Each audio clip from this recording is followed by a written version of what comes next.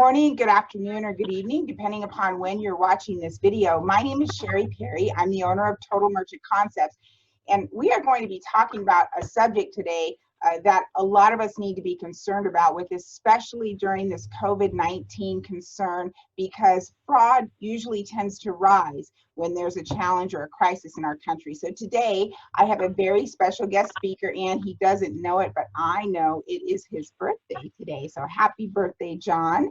And thank you very much. Hey, I'm super happy to have you on. We went through a lot of IT companies before we found John and his team at Superien.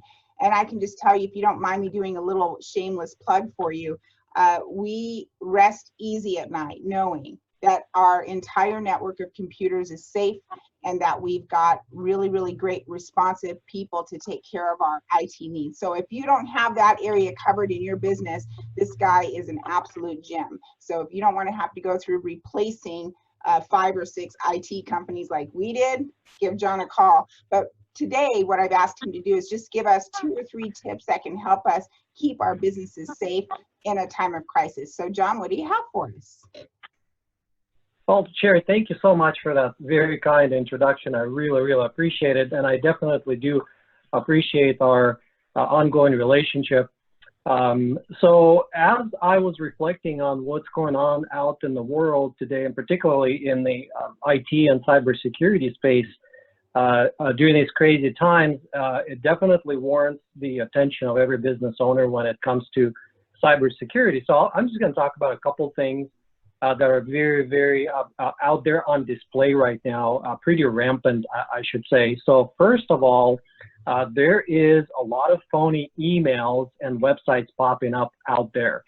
So I anticipate that within the, with the passage of the coronavirus stimulus bailout, there will be an influx of fake websites, emails, potentially even phone calls that all of the companies, business owners in particular, are going to get that claim to be from official government sources and financial institutions that offer help. So be on the lookout for that. If you think that you want to take advantage of a particular assistance program out there, best thing to do, pick up the phone, call that agency, call that department, and verify whether the link or the email you may have received or phone call you may have received is actually legitimate. So that's number one. Number two, a very weak spot in the IT defenses for most small businesses is still email. Why? Because it's like an open door that anyone can come into. Because anybody out there who gets a hold of your email address or knows your company domain, which is obviously public information, so it's very easy to put 2 and 2 together, or maybe do a little bit of social engineering to find out who you are, and so you're going to see, some of the emails I just mentioned earlier, but there are more dangerous methods out there that are being used by hackers to kind of zero in on the owners and company managers specifically, and how that works is a bad actor will, like I said, go out, obtain information on the owner of the business, which is easy to do through like state business registration websites and whatnot. They'll figure out who you are, who the business owner is or the manager is, and then they will pretend to be you by email, and then start spoofing your email to some other staff members within your company. So you may see things like suddenly an email allegedly from the company owner goes out to an employee saying, hey, go buy a gift card, or send this wire transfer, or go do this particular task for me. And it may have, the email may have your name or business owner's name, and the person reading your email may not be able to differentiate that this is actually a spoofed or fake email. So they may very frequently act upon it. So what I recommend doing is implementing a policy to never conduct any kind of financial transactions based upon an email request, no matter who it's coming from. So this should always be done by telephone or in person.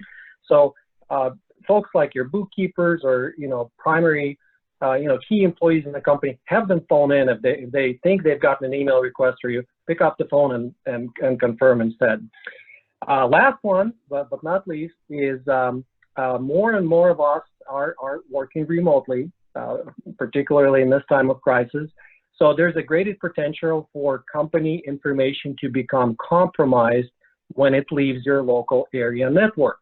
So any computer that is used for remote access, so a laptop, a mobile device, a phone, a mobile phone, etc., needs to be set up in such a way that it does not allow for storage of company information on that laptop or that device, and that you take extra precautions like making sure antivirus software is installed on that computer, that there is encryption on it, and a VPN secure link is used to access anything that's on the local area network. So, so those are my 3 tips when it comes to cybersecurity today. That's wonderful, man. 3 tips. I'll give just a quick rundown. So phony emails, you want to watch out for just emails and phone calls that are coming as a result of the COVID-19 virus. You also want to be careful about email security and spoofing. We've certainly had that in our office where somebody says, you just asked me to go buy 5 gift cards. I'm like, what are you talking about? And so thank you for that. Luckily, we didn't fall victim to that because of your education. And then 3, making sure that when you do make the migration to remote access, that you are taking very, very specific precautions on protecting the data. So John, thank you so much. Have such a fantastic birthday today. And if you guys would like to get in touch with John at Superien, you can visit their website at Superien, that's SUPERIEN.com. So thank you, John, and appreciate your time today. Thank you so much.